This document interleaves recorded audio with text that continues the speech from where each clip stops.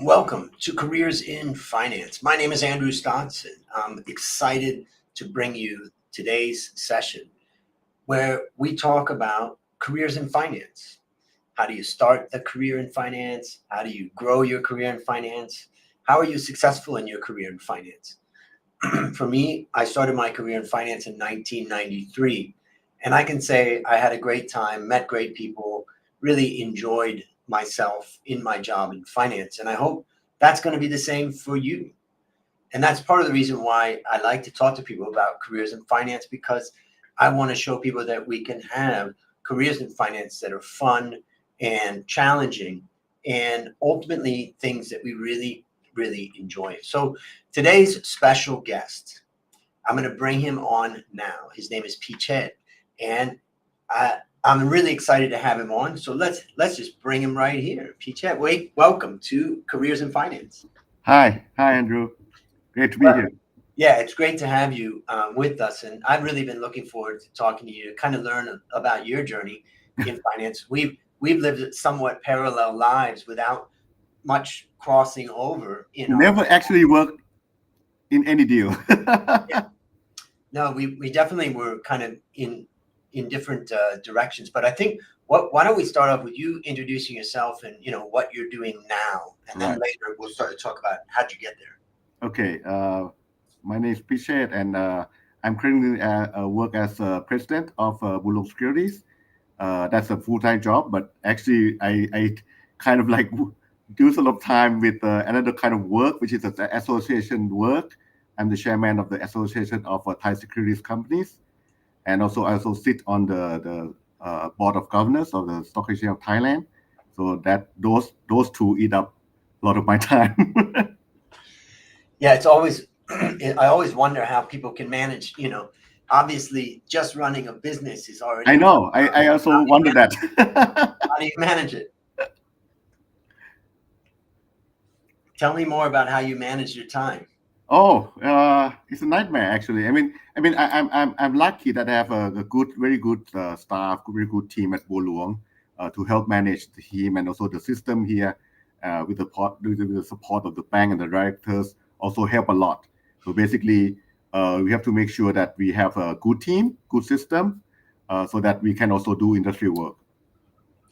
And maybe you could just explain what Bualuang does, just for those that are listening that may not understand exactly, like what's the main part of the business and how has that changed over time? Right. Basically, Bualuang is fully integrated in securities companies. We are 100% owned by Bangkok Bank, but a bit different from any other bank in Thailand is that we kind of like not in the same building as Bangkok Bank, in a way that we are a bit independent from any other banks. We have the full team here, different from other banks, so that the bank control us through the board of directors. We have the representative from the bank, so that basically it's not the day-to-day that they control us, but it's by the policy in that sense. So that means, I guess, that you have more flexibility to run Exactly. the business how you want and what you think is Exactly. to be responsive in that way. Right. So basically, the bank give us a policy so that make sure that we of course comply with the rules, and also they set up like a very rough idea of what they want the security firms to be. So like I said, it's not a day-to-day thing, but make sure that we run the business right and make sure that we covered or try to be the leaders in each business unit that we are in. Great. And tell us a little bit about the different businesses. I mean, if we go back in time when you first started there, maybe one part of the business was much more generating much more revenue than another part, or what's changed over time? I would say, as you know, in Thailand, securities companies or brokers still very rely on broking business, right? Unlike when you see the news in US many years ago that they start to do zero commission, how they do that, right? But in Thailand, of course, with the rules that we are in, I think that kind of business is totally different, right? So basically, Thai brokers still rely on broking business a lot, right? So what we are aiming at Bulo is that we try to make sure that we can balance that well. Compared to other brokers which still rely on broking business a lot, we try to add more business. For example, our investment banking is very strong, and also we try to create our own product. For example, we are the first one who issued the Thai DR, the depository receipt in Thailand. Right now we have 10 of them, and we are the market share in that market. We also one of the leaders in the derivative warrant issuers, so that we try to come up with those new products so that we don't really rely on broking business itself. So that's why if you compare like now to 10 years ago, I would say that right now each broker has to come up with a new business model, while like almost like 20 years ago when we all started the career, everybody do the same thing, right? Other than broking, what else you do? Investment banking, that's it, right? But yeah, right now, each broker has to come up with a new business model. There wasn't these different instruments that you've mentioned, as well as there wasn't access to U.S. markets or global markets. What about the services that you guys provide related to investing outside of Thailand? I think that the way that we look at it is probably different. That we tried this like many years ago. That we understand that, of course, if we do the business like what we did in the past, people can use any broker, right? So what we try to do is like come up with the innovation, with the education program, so that people stick to our brand, people stick to Bualuang. We try to come up with new service, online service, so that clients at least know the value, right? In the old days, as you know, people like jump around, right? Customers jump around. Anybody who give the good fee, right, the good commission, they just jump. But you want to make sure that they understand what they are working at, right? So that's why we, during the past like 10 years, we do a lot on education, on innovation, like I said. And why don't we go back in time and let's talk about when you first entered the field of finance? Oh, what did you study at the time, and what were you? Actually, my route probably different from many others. Actually, I finished my bachelor as an industrial engineer. So actually, my first job is to work in the car company, Mitsubishi Motors. Then, which like, and I work in the international business division. At that time, we export cars to Canada, right? This is a long time ago. I know if you know the word Lancer Champ, the cheap car, which we export as a Dodge and Plymouth in those days. And then I went for of course it's a trend then, right? I went for an MBA, and I finished my MBA at the University of Texas, Austin, which I enjoyed football a lot. Then I came back and still work as a export manager at the same company for 3 more years, and then I was asked by Khun Montri, if you remember, of course, to join. He's my senior at Chulalongkorn, right? So he asked me if I'd like to join. So I joined him at Jardine Fleming Sanakom, right?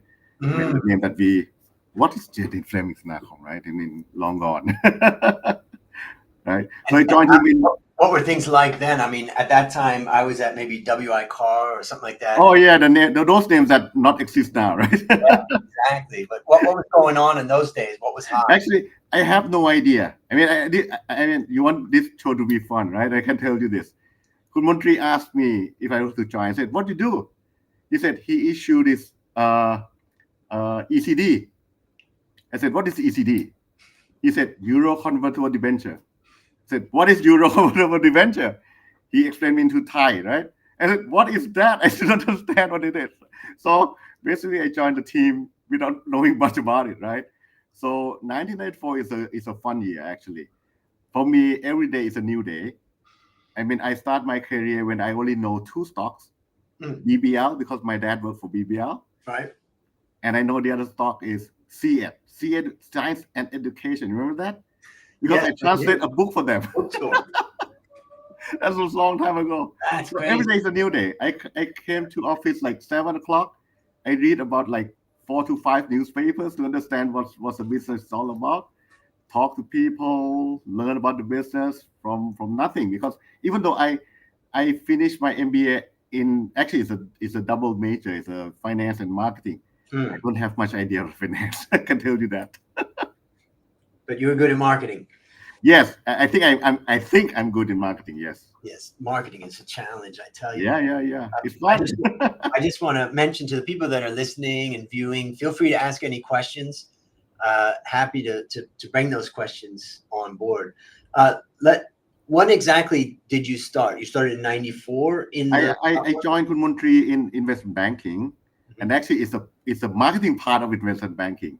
So basically, I help him prepare the presentation, not those crunching number thing. Right. I have no idea.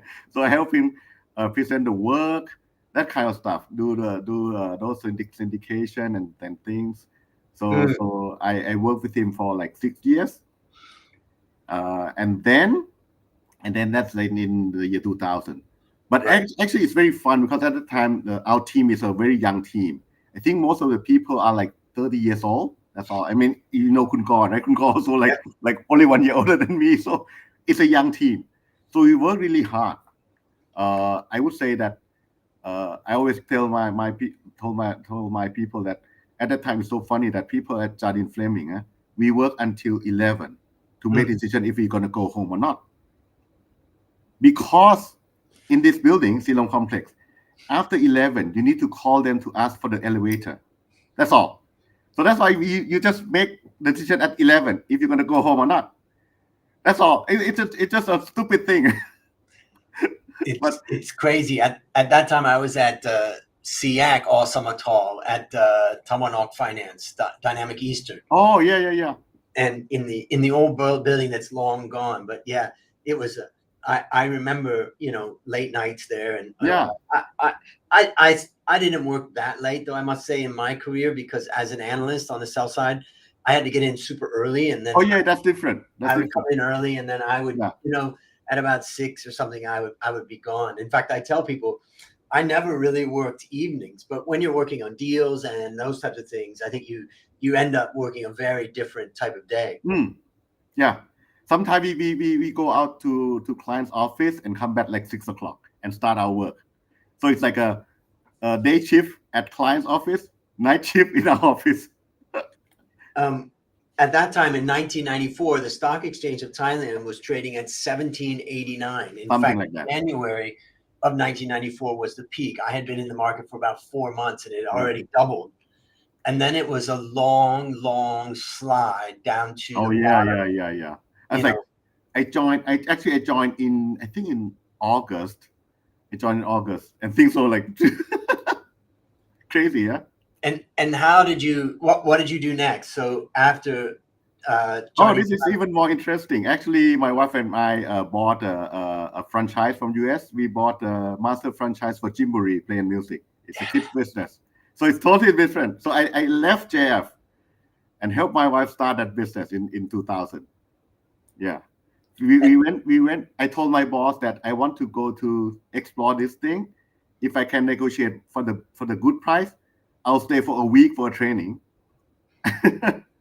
And then so I negotiate for the good price, and I stay there for like 10 days. I come back and I quit my job in I think August 2000.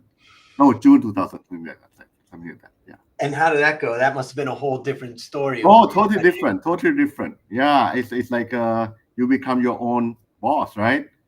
So we start with 2 people. We start with 1 branch. Right now we have about 10, something like that. I forgot. I mean, I haven't worked for that for a long time. But it's another type of business, totally different at all. Yeah. But again, it works even harder because you work like 7 days a week, right? No holiday. What did you learn from that experience? Oh, everything by yourself. Everything you do by yourself. I mean, we used to have like a teacher that don't show up. So I like spend 5 minutes looking at the lesson plan and jump in. Just like that. Incredible. Yeah. In fact, you get a new respect for entrepreneurs and startups and CEOs that are trying to get things done out there. Exactly. Sometimes in the financial world, you got a lot of people that never Oh, really worked in finance or in yeah. the real world. So, they don't Mhm. know. Actually, that's very interesting. This is something I want to share. When I work at Mitsubishi Motors, once we had a guest coming in, they are like a master degree in I don't know where, and Mm, they would like to visit the factory. And my boss asked me, "Can you just like tag along, just give them some tips, or whatever, right? Like a tour, right? Because they don't want the engineers there to give a tour because this is like MBA program. I think it's an MBA program somewhere. right. So I joined them, and I saw one of the students, the MBA students.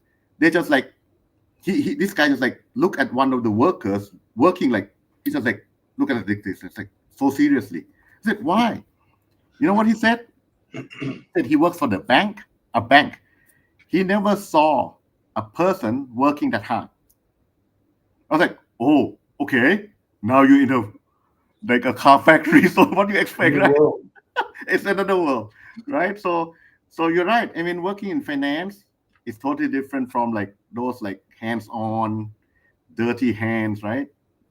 Yeah, That's totally where different. I tell a lot of young people who want to get a job as an analyst or, something like that in the world of finance. Sometimes if they worked as an engineer or they worked in factory or something like that, they think they can't get a job in finance. But if they pass like CFA as an example and they demonstrate that they've got a skill or interest in it, uh, and then they can enter the world of finance. And the key thing is to kind of figure out your angle. I had a student in the valuation masterclass from Malaysia, and he had been a engineer working on the rigs, Mm, and wow. he wanted to come and be an analyst, Right. but he felt like he doesn't have anything to offer. Though he was taking the CFA, he was taking my valuation masterclass. But in the end, I was like, wait a minute, you know more about oil and gas exploration than probably most of the analysts covering it. That's your angle to get in, is that you have some industry experience. Yes. Um, it's interesting. I started a business also in 1995, and that was my business called Coffee Works, which Yes, I know that. my best friend Dale basically is the guy who runs that, and that's now almost getting close to 30 years. Yeah. And but it's been quite a roller coaster ride. We started sales in 95, 96 looked okay, but not much sales. We were just beginning. We had a factory and all that. And then 97 happened and the bot collapsed. And then all of a sudden, our customers dried up. And then I lost my job at the time. Oh. I was working at Peregrine at the time, Oh. and they ended up having to close.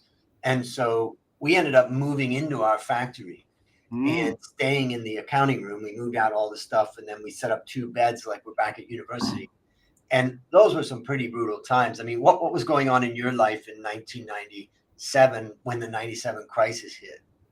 Actually, it's totally different because I mean we start our this small business in 1994, and of course when you become a master franchise, you expect to sell franchise, right? Mm, Our first 2 years, I mean, people ask for it, but never really invest in one. So actually, after a while, after 2 years, we think about why don't we open one by ourselves, right? We have the first one is Sukhumvit, and then we think that we look at the map. I mean, this is probably the best thing I learned from finance world that you need to think a lot. You need to use the data. And at that time, it's stupid data. I mean, it's not like today's world that you have big data, right? yeah. What I did is like I basically map. Imagine in those days we don't have this like a good Google map. We have the stupid Google map and then so actually I bring the zip code of each of my client in Sukhumvit and basically point down each one by myself to see what's the next area that we should be in. I mean hand pick, hand There were mark. special pins that we bought to put on maps. I think I put on PowerPoint. I mean, I just Okay. mark X, right, to see where they are. So we decided to open one in Bang Na, and it's so funny when we decide to invest by ourselves. People now ask, can they buy it? So actually, we start having more franchise then. So actually, 96, 97 for us is not that bad. I mean, Mm, compared to like financial world, right? Because we are kids business. Of course, many people hurt, but we are kids business. and that time still okay. I would say our worst time is actually when COVID came 3 years ago, right? Because I mean, no parent will bring kids to any place, right? So that's the time that it's like nothing. It's similar to other hospitality business. It's similar to hotels. It's similar to airlines. No one go, right? So that's our first time. In compared to 97 is nothing. When I started in 94 and in 95, I was asked to cover banks. And so I started trying to cover the banking sector, and I went for visits at Bangkok Bank from 95, and I met your father. Mm-hmm. And I have a lot of fond memories of, he was always so kind to welcome me and other analysts. I mean, he was always an open door. And to go and sit in the room of the office of the director of Bangkok Bank was quite incredible for me. I remember one time coming up the elevator when Khun Chatsuri, the new president or incoming president of the bank, was there, and I was in the elevator. It was a big deal for me. I'm just a skinny little boy from Cleveland, Ohio, and I can tell you that I had never experienced that. So I was a bank analyst, and I really learned a lot from your father, and he was always an open door, which I appreciated a lot. Glad to hear that. And I learned a lot about that too from many people in investment banking and also in analysts. Yeah. And as you mentioned about Jimboree, it reminds me of him telling the story of, hey, my son's doing this. There should be a brochure stand in his office. Yes, exactly. I seem to recall another thing related to a Chinese restaurant, but yeah. He actually opened a Cantonese restaurant because he at one point in time in his life he stayed in Hong Kong. So and then he found a guy who runs the business restaurant business. So they opened together, but unfortunately it's 1997. So his Hong Kong partner left. So we end up on that for 10 years. And actually I my wife and I took that business, but we moved to Sukhumvit where Jimboree is for a few years and closed down. But now we reopened. Right now we have one in the Mall Tha Pra. It was such an incredible time for Bangkok Bank at that time, and for all the banks in Thailand. And it was a great time to be an analyst because I was living through the boom times from 95 until 97, and then the bust times.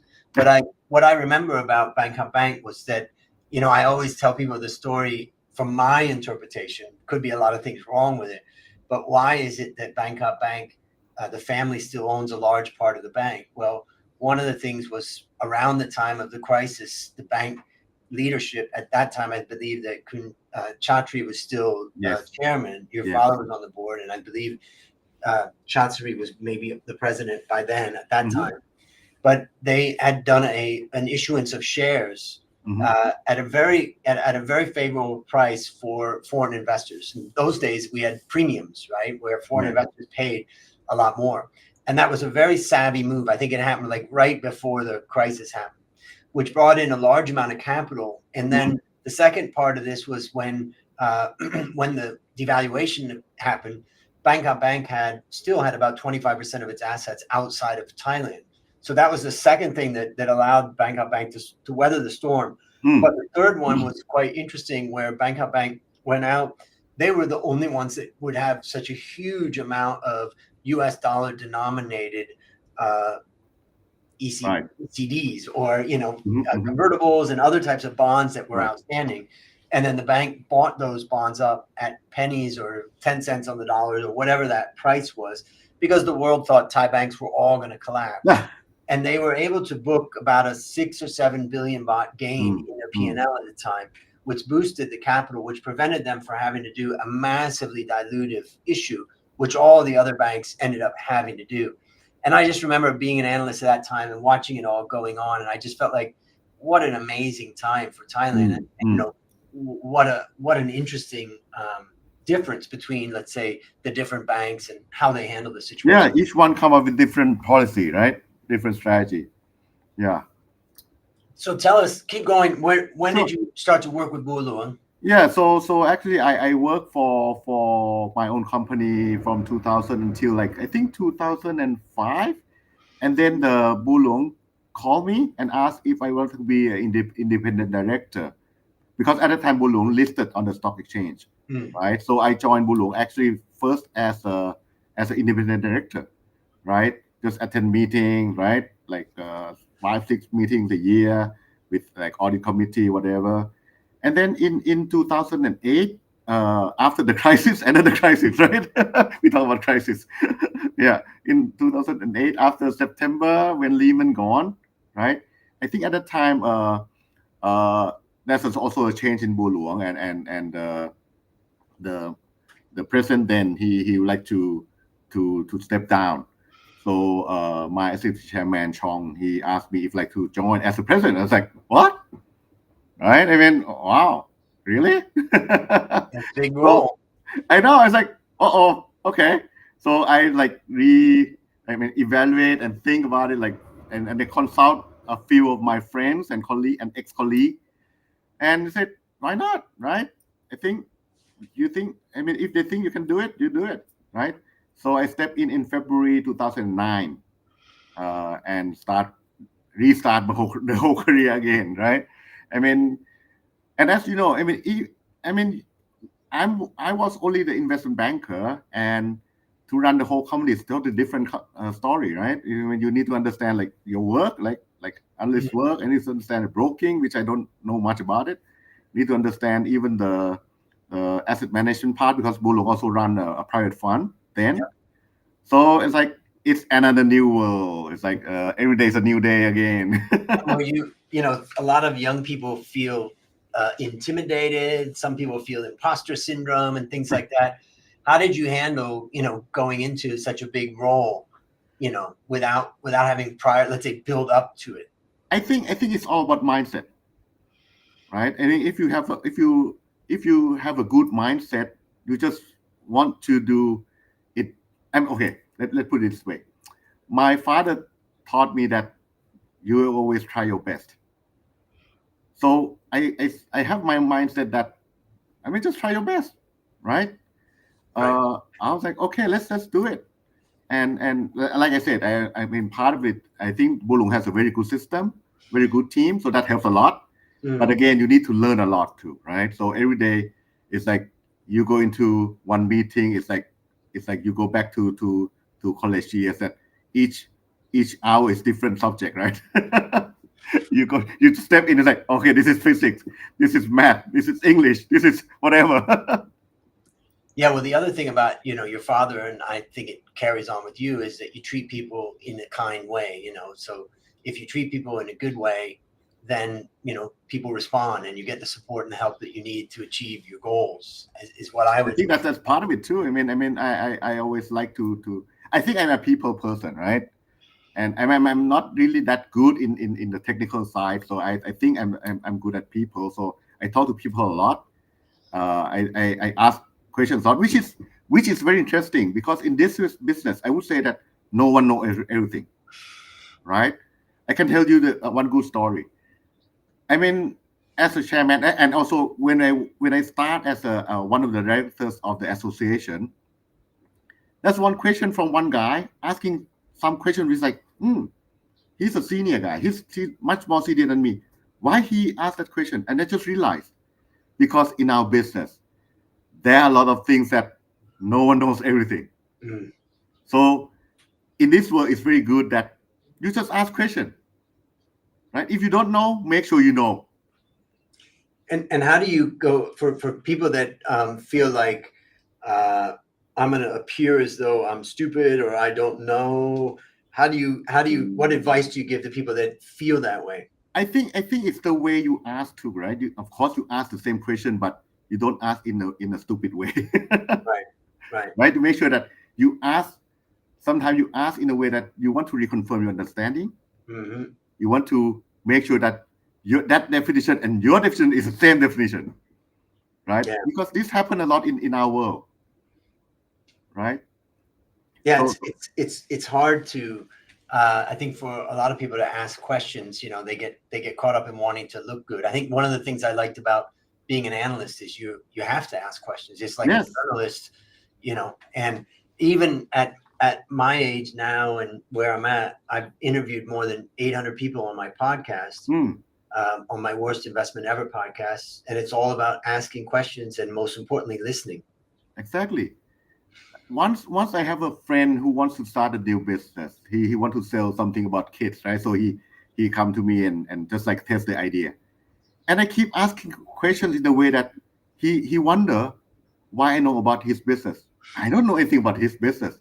But we were trained, actually, right? You and me were trained to keep asking questions, right? Yeah. So they just like, wow, how do you know about this? I said, I don't have any idea. I just ask you questions, right? Because it's really a secret weapon. And yeah. I have a little book that I keep with me everywhere I go. And as soon as I sit down with somebody, I ask them, you mind if I take notes? And they say, no problem. And then I take notes and try to write, because what I learned is you can't speak and write at the same time. So it forces you to listen. But Right.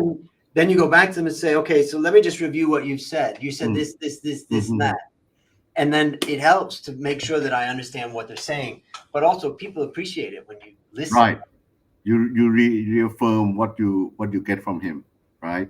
But this is also what you asked in the email that we exchanged earlier on, that what we should say in this interview, and that one of the skills I think very important is communication skills. Very important, because we are in the world that we need to make sure we understand it right. So if you want to ask how I learned about all those, like how to ask those questions, you attend the roadshow, whatever, and you learn from it, right? When you start to listen to roadshow, you don't have any idea what this company does, right? After a while, you will understand. Oh, you need to go to what point, or what is the key selling point of this company? What are their success critical factor on things, right? I mean, after you keep watching those roadshow, I think you learn a lot, right?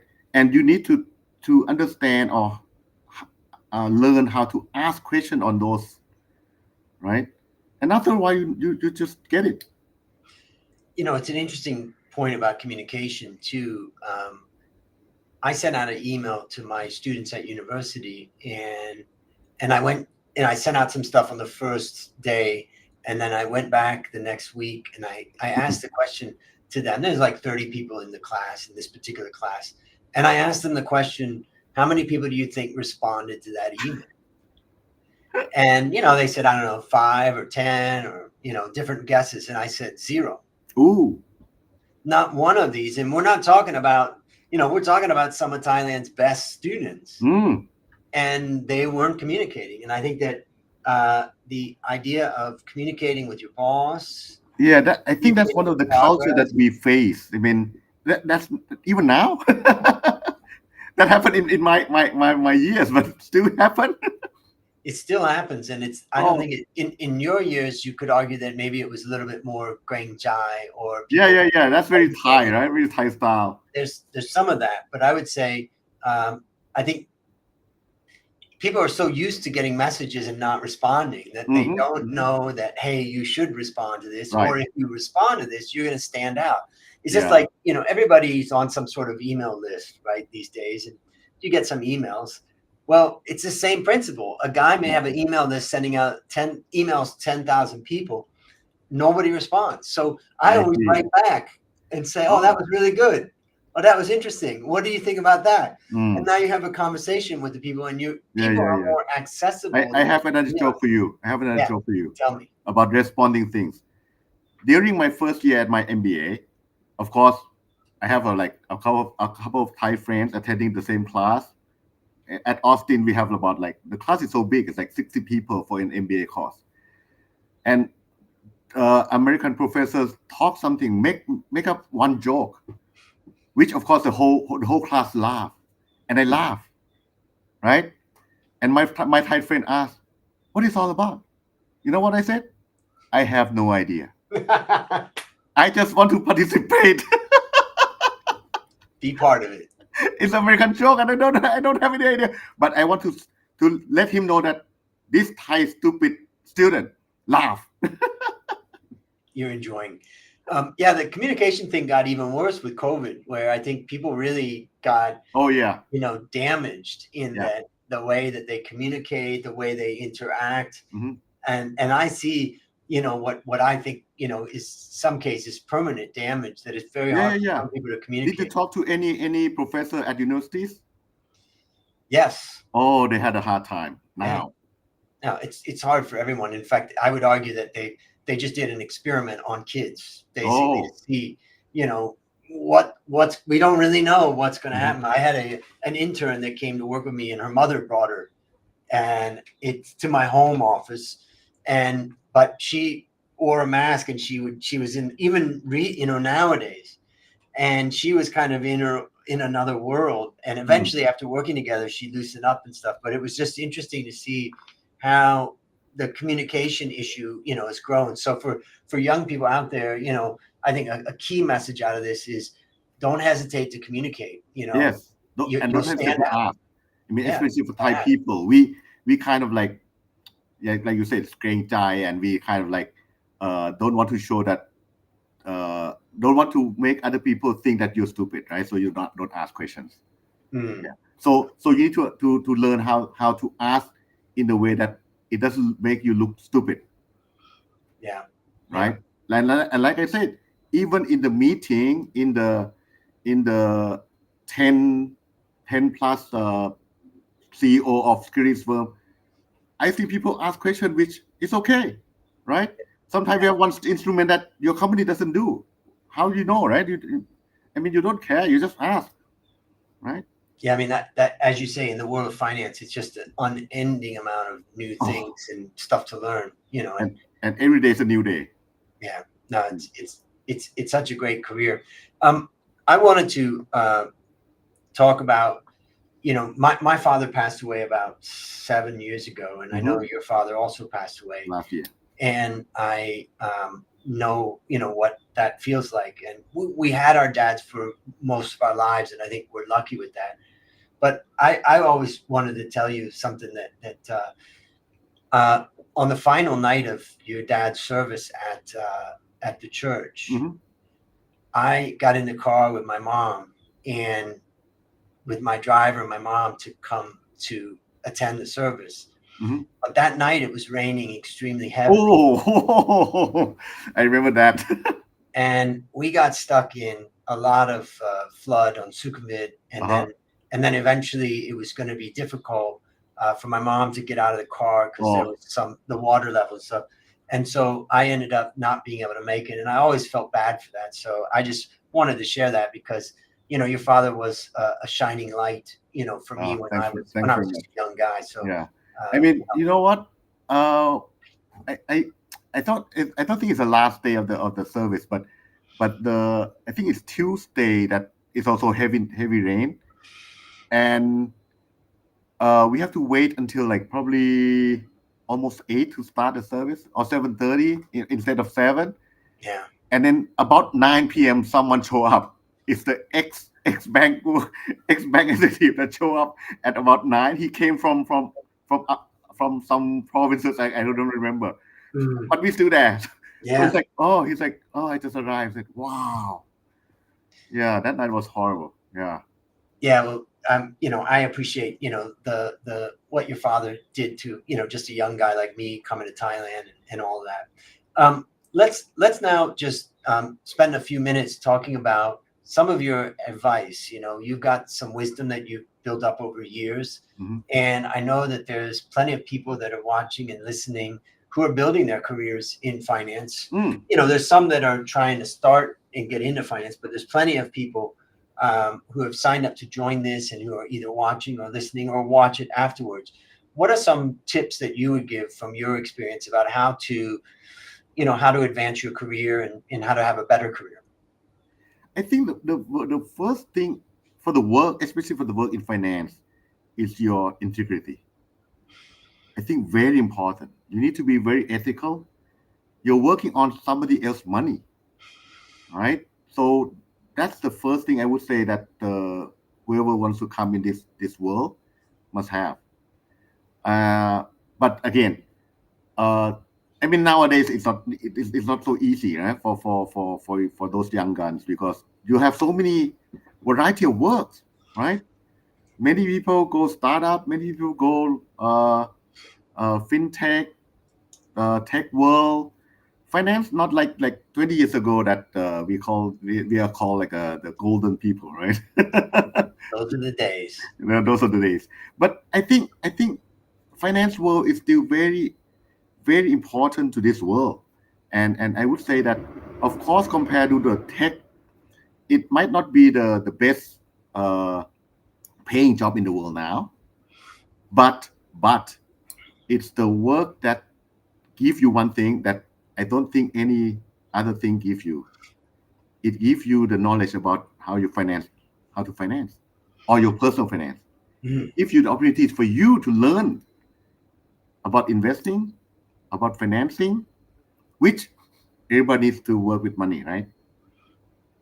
So if you understand finance, if you understand investing, that helps you in the long term, right? Yeah, So I think that's the thing that I mean it doesn't pay you, but it gives you it's free advice. that's great. Yeah, so integrity and the idea that what you get from it is something that's such a valuable lesson Yeah, for yeah. your whole life related to investing and the like. Mm. I just wanted to bring up a question from Ekasit, Yes. who was a student in my valuation Oh, masterclass okay. boot camp. In fact, he said, I'd like to ask you how to manage life under long hours of work and not feeling overwhelmed by it. Yeah, share your thoughts about Okay. that. I think first thing is mindset. Of course, I already tell you that, right? I think I mean, I don't think even in our or any other work now, uh, you cannot you can avoid hard working, right? You still need to work hard. So you need to set your mind first that okay, why not, right? But the second thing that I mean, my dad does this, and I also do this is that don't bring your work home.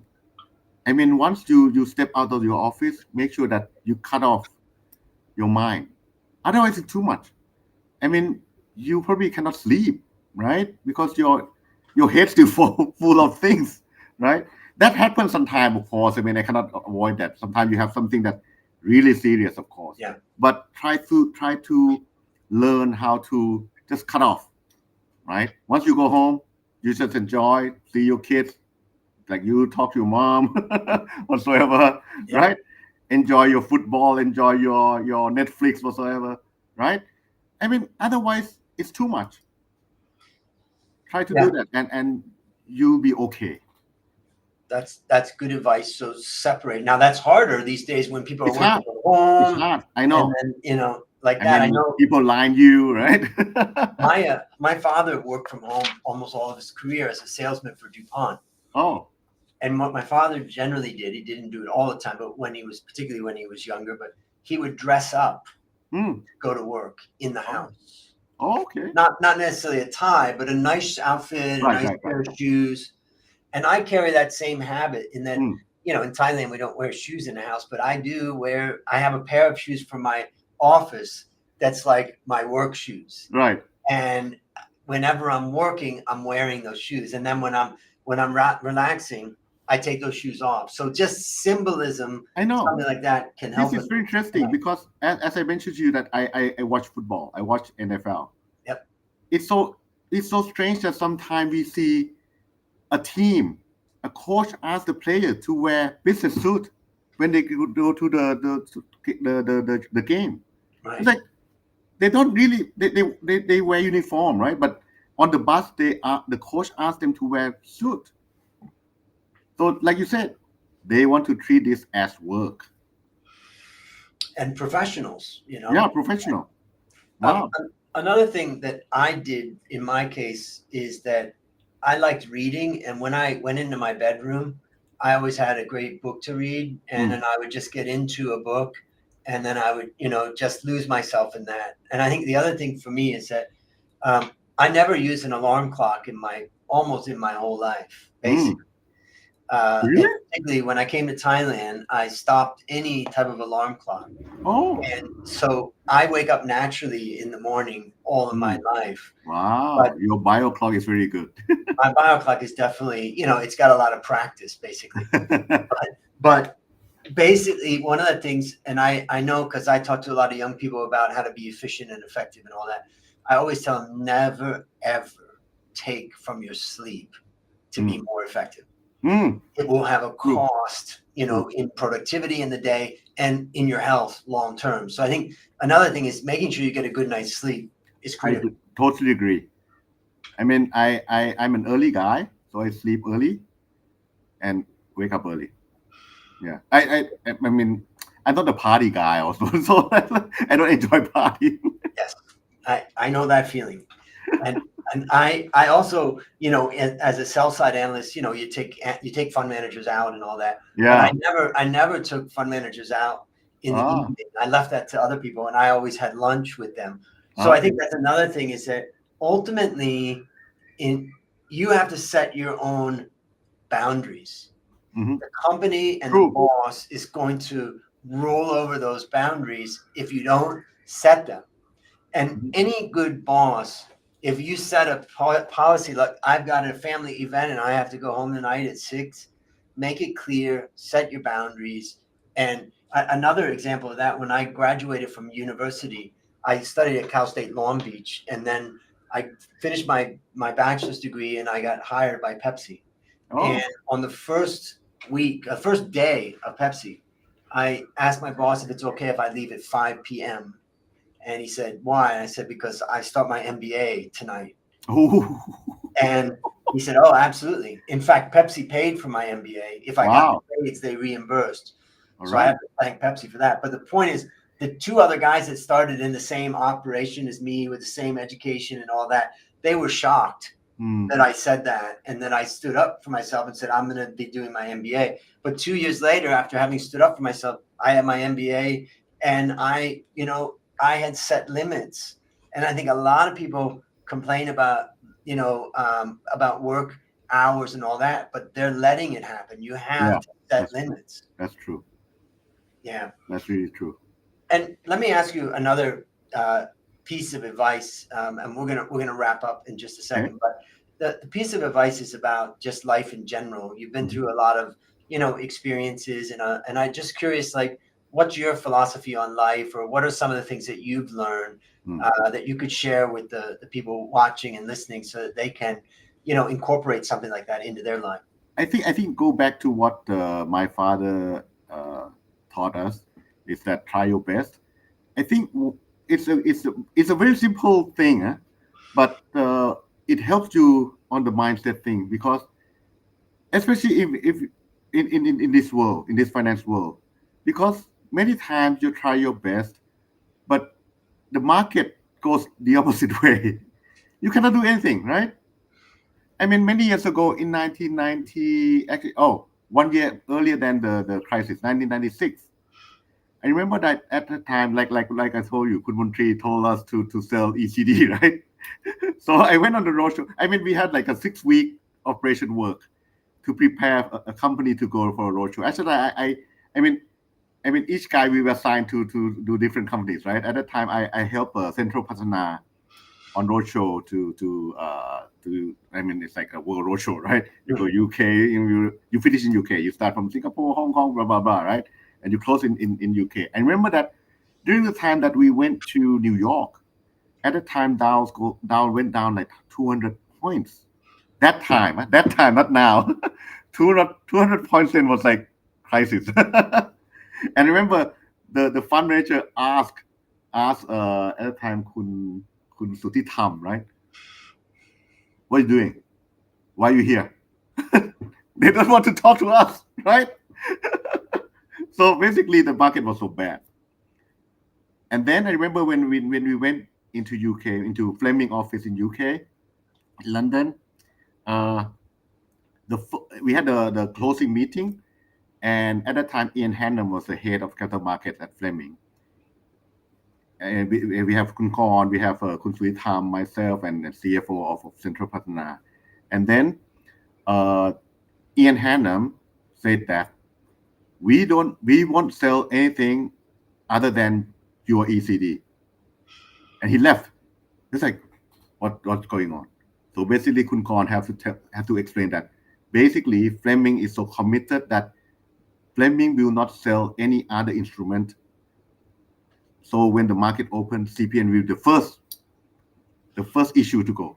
Said, oh, okay. So this means what?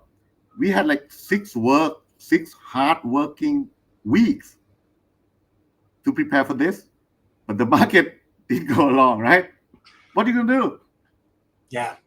So it's a mindset right. thing, right? So Yep. you try your best. If the market don't open, too bad.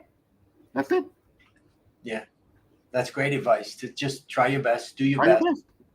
And nobody can blame you if you've tried your best. It's when you Exactly. And you won't blame yourself too. Right. Yeah, Right? not the key, because people will blame you for anything, anytime. It can Yeah, happen. but if you don't blame yourself, I think your self-esteem will be very good Yeah. because you try your best. Mm. And we still have time, right? Yes. And I apply this also to actually I ran actually Flag Football Association here in Thailand.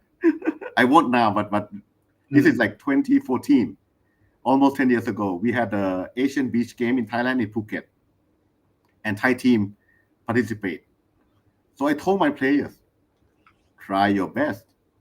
You train now, you train hard now, you won't regret even you lose. Because you said, oh, if you lose, you said, okay, I try my best. But if you don't train hard now, and then you lose, you will say, oh, should I do this? Should I do that? Why you talk about that, right? If you train now, you know you try your best. It's okay. Win or lose, it's okay. Yeah, that's a good point too. When you get to the point that you've trained for, it's time to let go and just be your best. Yeah. I remember when I was vice president of CFA Society Thailand in 2012, we had the Thai team competing in the global competition. It was New York, and I happened to be there for meetings with clients. And so it was at the Bloomberg offices, I believe. Oh. And there was 4 teams competing in this. And the Thai team was the Thammasat team, undergrad students. And I was talking to them, and their 3 teams that they were competing against were all master's degree students. Wow. And it was, a tough competition. But my advice to them, and they asked me, what advice would you give? I said, well, what's the competitive advantage of Thai people? Smile. Good one. You're young and you have energy, and you need to get up there and bring your energy and smile.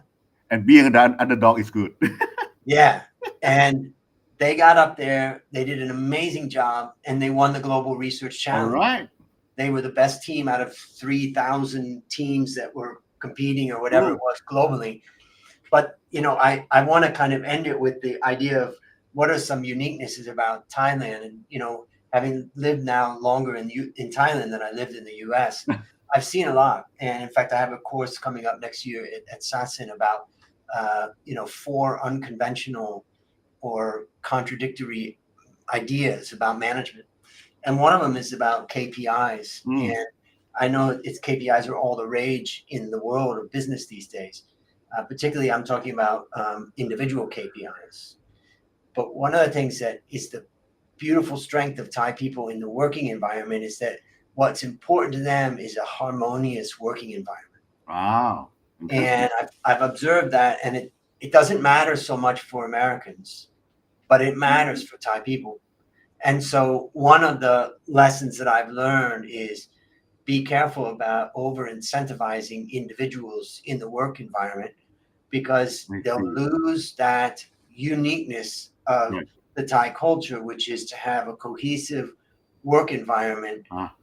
And so that's one of the things that I'll be talking about in that course. But I'm just wondering, from a management of Thai people, a management experience that you've had, maybe you could give a little tip for those people that are listening that are starting to manage people. What's the best way? I think you need to make sure that you understand the context of your culture in your own, because I mean, I was lucky that I work in different environment, right? Imagine when I work in Mitsubishi Motors, I always tell people that I work in a company which is a joint venture between Thai family and Japanese, but run by five Chinese family. So it's a three cultures at the same time. So you need to understand who you talk to and how you talk to each one, right? Mm. So when I work for myself, it's a totally small business environment, right?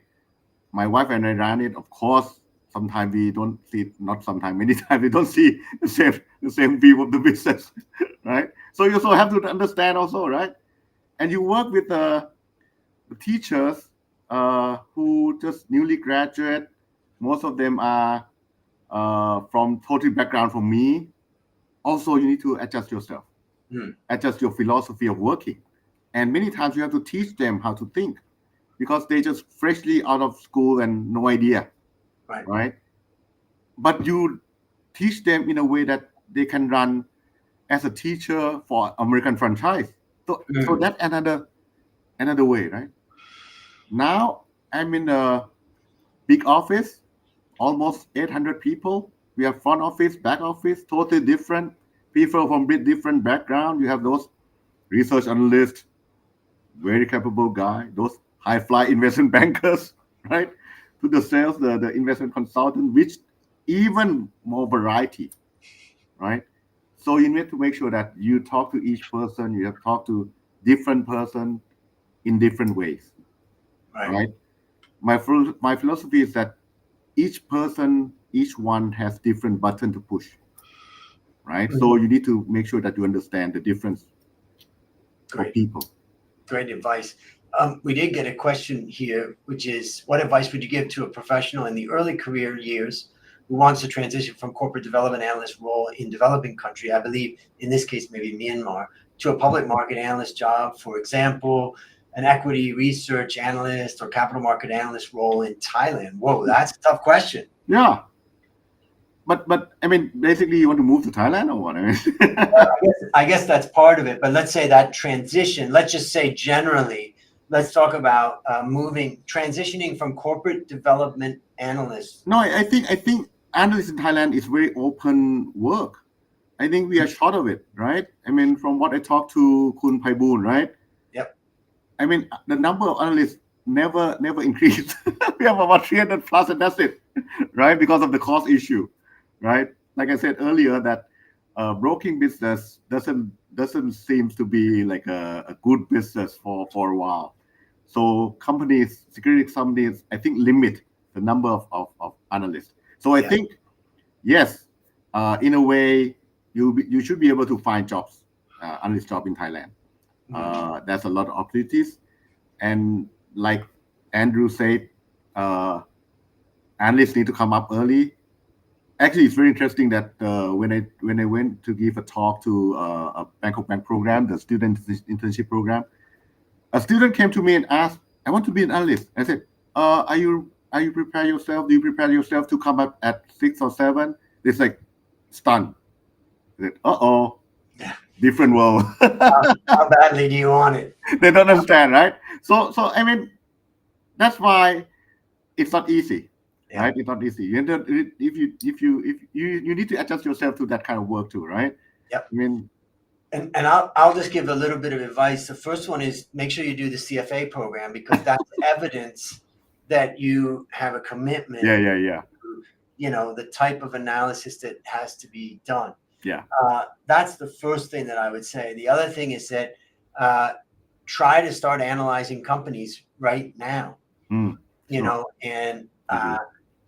the more that you can, and some young people say, well, I don't have any money. How can I invest or analyze? I said, make a model portfolio, make a mock portfolio. No. I think even before that, make sure you read the reports. Exactly. Good ones. Yeah. Or in this case, also join the Valuation Masterclass Bootcamp. I've got students from 40 different countries around the world. More than 400 people have joined. Yes. But not all of those can make it to the end because it's a boot camp. In fact, Friday was our graduation. But it's a good one. I can tell you, it's a good one. Yeah, we're definitely pushing hard and improving. I'm surprised that I can provide all the analysts that Thailand could absorb if there was a need for analysts through the boot camp. So hopefully I'll keep doing that. All right, I want to wrap it up here. I don't want to take more of your time, but is there any final words that you would like to share with the listeners and the viewers? I think from what I see from the question is that most of the people are people that would like to join finance world. I would say that yes, I think we welcome. We are short of people in finance in every aspect. I think we are short in analysts, investment banking, investor consultant. So I think we need more good people. So learn about it and join us. That's it. Great advice. I'm gonna take you off screen now, but I want to talk to you for a couple of minutes. So just hang on if you can. Sure. Okay, I'll be right back. All right. So what a great discussion. An hour of the time of one of the seasoned executives in Thailand and a leader in the world of finance. And great advice on many different things about how to have a happy and successful career in finance. Think about what he said in particular about integrity. Remember that the Careers in Finance Live is brought to you by Valuation Masterclass Bootcamp. To join the January 8th bootcamp, go to valuationmasterclass.com/bootcamp. And for anybody listening that has any questions, feel free to reach out to me or any of my team on LinkedIn. That's a wrap for Careers in Finance today. I hope you have a wonderful